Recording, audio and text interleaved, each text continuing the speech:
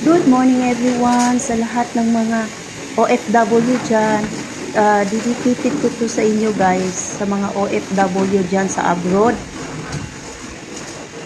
As a OFW, kung sino ang makarelate nito, yung mga OFW lang, yung mga helper na nagtatrabaho para sa pamilya nila. So guys,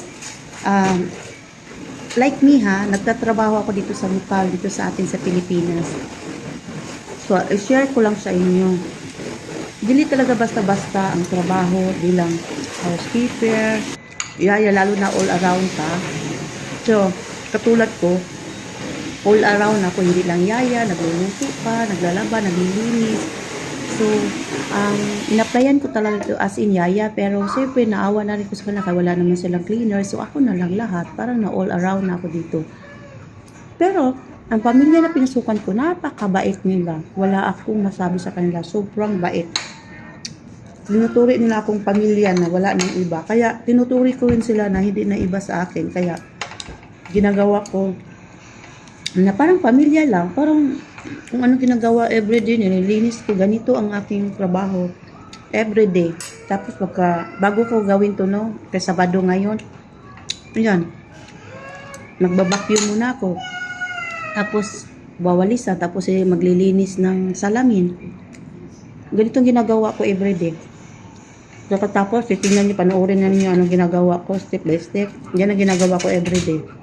So, mahirap talaga ang mga katulad natin na nagtrabaho sa ibang bansa or bilang kasambahay, housekeeper. Saludo ako sa mga OFW talaga, sobra.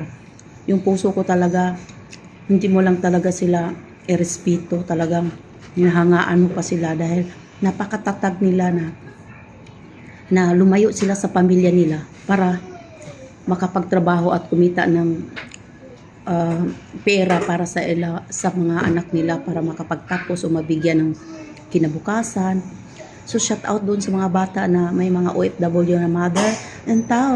Diyos ko, magsipag kayo, mag-aral kayo mabuti. Gawin nyo inspirasyon yung magulang nyo. Hindi basta-basta magtrabaho at saka malayo sa inyo. Bilang magulang ha, hindi talaga basta-basta. Kaya mahalin ninyo. Gamitin nyo sa tama yung pera pinapadala ng magulang nyo. Hindi yung ubos-ubos biyaya. Hindi basta-basta. Alam nyo ba kung anong naiipon sa OFW? Resibo. Uwi nila, konti lang pera nila kasi nasa inyo na lahat, na ibigay na. Kaya pag uli nila, puro mga resibo na lang dala. Tapos kailangan niya bumalik ulit kasi walang pera na maibigay sa inyo. Ang hirap ng buhay. So, pahalagahan niyo lahat ang buhay. So, katulad ko, mas pinili ko magtrabaho dito sa bansa natin kasi ayaw ko malayo sa mga anak ko. At least dito makauwi ako. Gusto ko kung makauwi kung gusto ko isang buwan, makauwi ko or weekly, pwede kong umuwi. Depende sa'yo.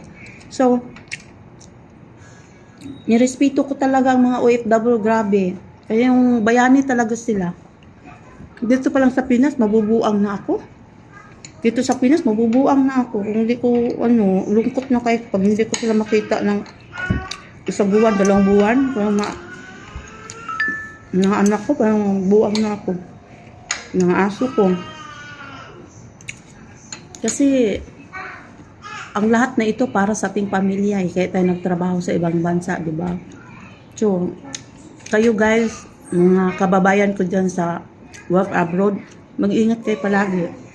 Gagawin nyo lang trabaho nyo, tapusin nyo everyday, mag-pray lang kayo lagi, na malakas kayo, at saka makayanan yung depress niyo, yung lungkot. Hindi talaga basta-basta. Kaya ako, inaalay ko talaga ito. Yung ginawa ko ngayong video, ganito talaga ginagawa ko everyday. Dapat mag-alaga pa ko bata, pagkatapos ako kumain, nalaga pa akong bata nito. Tingnan mo yung ginagawa ko, minsan natawa na lang ako kasi ginagawa ko ng pani yung sarili ko dito. Napagod na ako. Sometimes gano'n ginagawa ko pag pagod na ako. Yung sarili ko, pagtripan ko. Kaya gawin nyo na lang na parang laro na lang to lahat. Parang inspirasyon na lang sa inyo yung mga anak nyo. Ganyan. Pamilya nyo. Ay kung sino bang gusto magtrabaho sa ibang bansa, no? Na malayo sa mga anak, no? Wala naman talaga. Yung dahil sa pera. Pera naman ang ugat lahat nito eh. Para ayaw din nilang maghirap ng mga anak natin. Ganun ang ginawa, oh. Kita nyo? Pagkatapos ko nag-ano ng kama, pupunta na ako sa CR. Maglilinis ako. Habang sinasalang ko yung labahan, siyempre, linisin ko yung CR. Diba? Na kaya di man ako kaya, makyat na ako eh. Ito nga pandak tayo. Habang pang na-voice over pala ako guys, kumakain ako. Kasi tinuloy ko na lahat. Kasi mamaya, busy na ako. Bababa na kami ng bata. Papasyal ko na siya. Maingay na siya sa loob ko. Ayan. Kumakain din siya. Habang kumakain ako. So, ganun talaga ang buhay. Kaya ampo lang tayo. Mag-pray lang tayo lahat ha. Na, huwag maghinaan ng loob. Dasal lang kayo dyan mga kababayan. Isipin nyo, mabilis ang araw, gabi. Para kayo makabalik na sa Pinas at makasama nyo lahat ang mga mahal mo sa buhay. Kahit panandalian lang. Kasi alam ko, babalik rin kayo ulit.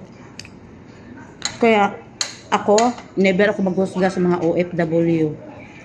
Kung may iba namang OFW na ligaw ang landas, hindi natin sila ma-judge. Baka hindi nila nakayanan ng stress, depress. Kaya bawal tayo mag-judge ng tao. Kasi wala tayong karapatan mag-judge ng tao. Kasi kaya hindi natin alam kung bakit siya nagkaganon. Kaya, instead na husgahan mo sila, pray na lang tayo para sa kanila. Nakita yung ginawa ko dyan? Panoorin mo. Siyempre, napagod na ako, no? Hindi pa rin matapos-tapos, no? Kaya yung ginawa ko yun, magpanit-panin mo na ako sa akin, sarili. Gino-joke ko na lang yung sarili ko ba para mawala yung lungkot at pagod. Alam nyo, Sabado ngayon, dapat nasa bahay ako, uuwi ako, pero wala eh. Kailangan ko mag-OT. Kasi may college ako. 3 yung nag-aaral sa akin ngayon. Tapos, may 8 aso ko, ay 7 aso na, kahit patay na yung isa. 7 aso. So, katumbas na yung tao yun pag kumain. 3 times a day din sila kumakain. Tapos, magpaaral na kalis, hindi basta. So, laban lang tayo lagi. Ganun ang ginagawa ko, laban lang. Hindi man hinaan ng loob. Ayan, malaki itong bahay na to. Siyempre, tapos ko na, di ko na pinapakita sa inyo lahat ang mga ginagawa ko dyan paglinis kasi wala ng oras, di na magkasya dito sa cellphone. Kaya ginawa ko, pagkatapos, luto na yung kanin. Luto na yung kanin. Siyempre, magluluto ako ng ulam.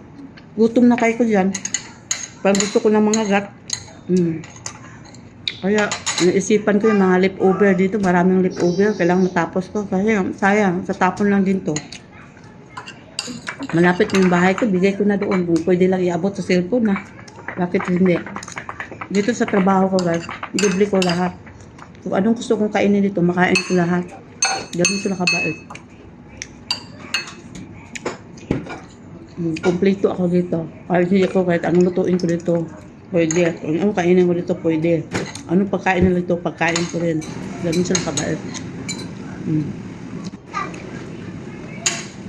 Kaya guys, kayo mga ka-oratics ko dyan, huwag kayong mahinaan ng loob. As long as nabubuhay tayo, may pag-asa. Okay, kung pagkatapos kong magluto, habang naghintay ko yung niluto ko, nilambing-lambing ko muna alaga. Sobrang love ko yan. Oh my God. Siyempre, kailangan ko na ibalik sa puna kasi tapusin ko pagluluto ko kasi kakain na kami. Gutom na kami. Anong oras na? Ang oras 9 na kaya. Pero binigyan ko na sa biscuit at kalgata. Habang naglilinis ko, nilagay ko sa crib. O ayan, tapos na kumain na kami. Ayan, pero ganun pa ang buhay. Kakain na kami. Ayan, kumain na rin siya. Nood siya ng TV. Kain na rin ako. Kaya ang ginawa ko, nag-voice over na lang ako. Thank you for watching. Sana may natutunan kayo. Sana gawin yung inspirasyon ang kalagayan nyo, kahirapan nyo. Mangarap kayo. Malaya tayong mangarap sa gusto natin. Magdasal tayo. Thank you, Lord. Thank you for today. Ay, kakain.